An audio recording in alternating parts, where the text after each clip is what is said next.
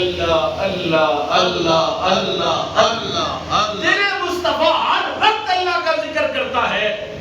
تو جو ذات ایسی ہو کہ جس کا دل ایک لمحے کے لیے بھی اللہ سے غافل نہ ہو، اس کو اللہ کہے کہ تم ایسے لوگوں کے پاس بیٹھو جو صبح بھی اللہ اللہ کرے، جو شام بھی اللہ اللہ کرے۔ فرمایا حکم رسول کو ہے، لیکن حکم رسول کو ہے اس لیے حکم دیا کہ تاکہ اس حکم پہ فیض بڑھ جائے، اس کا ثواب بڑھ جائے۔ لہذا تم نے اگر کسی سے یاری لگانی ہے تو ایسے بندے سے یاری لگاؤ جو صبح بھی اللہ اللہ کرے اور بولو تو صحیح شام بھی اللہ اللہ، صبح بھی اللہ اللہ کرے اور شام بھی اللہ، صبح بھی اللہ اللہ، شام بھی اللہ اللہ، دوپہر بھی اللہ اللہ، ہر وقت اللہ اللہ، سوتے بھی اللہ اللہ۔ الذین یذکرون اللہ قیاما وقعودا وعلی جنوبہم یتفکرون، الذین یذکرون اللہ قیاما وقعودا وعلی جنوبہم یتفکرون۔ فرمایا او بندے میرے وہ ہیں جو کھڑے بھی اللہ اللہ کرتے ہیں، بیٹھے بھی اللہ اللہ کرتے ہیں، لیٹے بھی اللہ اللہ کرتے ہیں، سوتے بھی اللہ اللہ کرتے ہیں، رات کو بھی کبھی آنکھ کھل جائے نا تو پھر بھی اللہ اللہ کی آواز ان کی زبان سے آنا، سبحان اللہ سبحان اللہ، اللہ کی آواز اللہ۔ فرمایا الذین یذکرون اللہ قیاما وقعودا وعلی جنوبہم،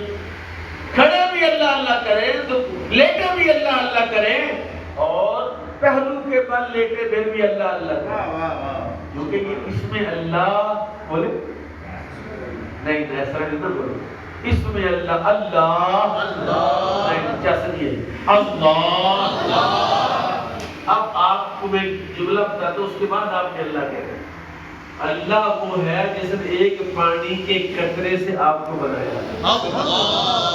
جس نے آپ کو پانی کے قطرے سے آپ کو بنایا ہے۔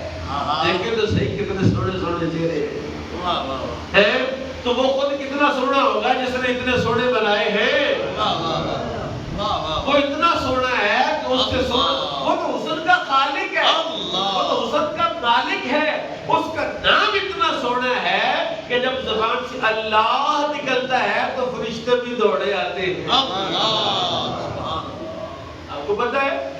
10 بندے بیٹھ جائے اللہ اللہ اللہ اللہ اللہ کرنا شروع کر دیں، 10 بندے، 4 بندے، 2 بندے، اکیلا بندہ لا مکان سے پہلے دوسرے تیسرے چوتھے پانچویں آسمان سے عرش کے پاس سے فرشتہ بھاگ کے آتا ہے۔ کدھر جاتا ہے فرشتے کا؟ اس کی زیارت کرتے ہیں جو میرے رب کا نام لے رہا ہے۔ الذین یذکرون اللہ قیاما وقعودا، فرمایا تم نے کدھر بیٹھنا ہے اور یاری کس سے لگانی ہے؟ فرمایا اللہ والوں سے۔ ایک بندے نے اللہ والے سے یاری لگائی، کہتا کدھر چلے؟ ذوالفقار صاحب جا رہے آستان والی علاقی نے عرض کی، ذوالفقار صاحب کدھر چلے؟ کہتے مرشد کی زیارت کریں۔ کیوں زیارت کریں؟ مرشد کی زیارت، ایک دیدار مرشد کا بابو لاکھ کروڑا، جب مرشد کا دیدار جب کیوں کرنے جاتا ہے؟ اسی ان کی زیارت کرنے جاتا ہوں، کیونکہ اللہ والوں کی زیارت کرنا جو ہے وہ دلوں کو پاک کرتا ہے۔ یک زمانہ صحبت با اولیاء، ایک لمحہ ایک گھڑی اب اللہ والے کے پاس بیٹھنا 100 سال کی بے ریا عبادت سے افضل ہے۔ کیونکہ عبادت کیا کرتی ہے؟ عبادت میں دل صاف کرتی ہے، عبادت میں کیا کرتی ہے؟ دل صاف۔ اور ہماری عبادت صحیح ہو تو پھر دل صاف ہو جاتا ہے، ابھی تک نہیں ہوا اس کا مطلب عبادت ہی ناقص ہے۔ عبادت تو اپنے کسی سے سیکھی نہیں کہ کس طرح نماز پڑھے، کس طرح وضو کرے، کس طرح رکوع کرنا ہے، کس طرح، اس میں کوئی نقص ہو سکتا ہے لیکن اللہ والا جب نگاہ کرتا ہے تو نقص مٹا دیتا ہے۔ سبحان اللہ۔ اللہ والا جب نگاہ کرتا ہے تو نقص مٹا دیتا ہے۔ فرمایا ذوالفقار صاحب کدھر جاتے ہو؟ کہا مرشد کی زیارت کرتے۔ فرشتہ، وہ فرشتہ اللہ بھیجتا رستے میں، کیوں جا رہا ہے؟ کوئی پیسے لینے اس سے، کوئی مفاد ہے ان سے؟ کہا نہیں کوئی مفاد نہیں، ویسے اللہ کے لیے اس سے محبت ہے۔ فرمایا جاؤ پھر سنو، پھر تم جو اس کے پاس جا رہے ہو، تمہیں جو اس سے محبت ہے نا، اتنی محبت اللہ کو تیرے ساتھ ہے۔ اللہ کس سے محبت کرتا ہے؟ اللہ اسی محبت کرتا ہے نا اور جدے ہتھے بیج پی ڈی آئی دا لگا ہے تے پی ڈی آئی والا کو بندہ لب جے کی ہوندا یار اپنی پارٹی منڈلی والا کہتا یار اپنی پارٹی دا پیپل پارٹی والا اپنی پارٹی دا تے جدوں کہ اللہ والا لب جے تے فرشتہ کہندا ہے تے اپنی پارٹی اللہ اللہ یہ تو اپنی پارٹی ہے ہماری پارٹی کیا ہے صبغۃ اللہ صبغہ لگتا ہے اللہ کا رنگ ومن احسن من اللہ صبغہ وہ اللہ سے اللہ کے رنگ سے اچھا رنگ کس کا ہے سبحان اللہ اللہ کا رنگ دیکھا آپ نے کبھی دیکھا اللہ کا رنگ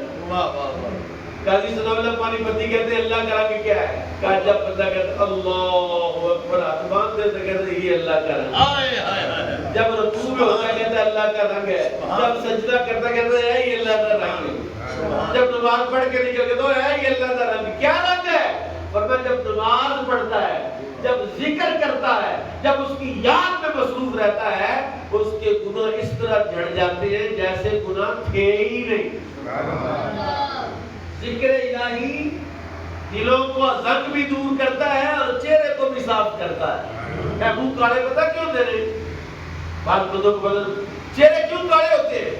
کیا دل کاڑا ہو جاتا ہے دل کیوں کاڑا ہوتا ہے فرمایا اس لیے دل کاڑا ہوتا ہے کہ ایک گناہ رسول اللہ نے بتایا میرے آقا امام الانبیاء نے بتایا ایک گناہ کرتا ہے ایک سیاہ دبا لگتا ہے دل پر دوسرا گناہ کرتا ہے دوسرا سیاہ دبا لگتا ہے تیسرا گناہ کرتا ہے تیسرا سیاہ دبا لگتا ہے یہاں تک وہ گناہ کرتا رہتا ہے اس کا دل کاڑا سیاہ ہو جاتا ہے جب دل کاڑا ہو جاتا ہے تو پھر دل کی کاڑت منہ پر بھی آ جاتی ہے اور پھر کیا ہوتا ہے کہ جب دل پاک کرنا شروع کرتا ہے دل روشن کرنا شروع کرتا ہے تو منہ بھی پھر وائٹ وائٹ ہونا شروع ہوتا ہے سبحان اللہ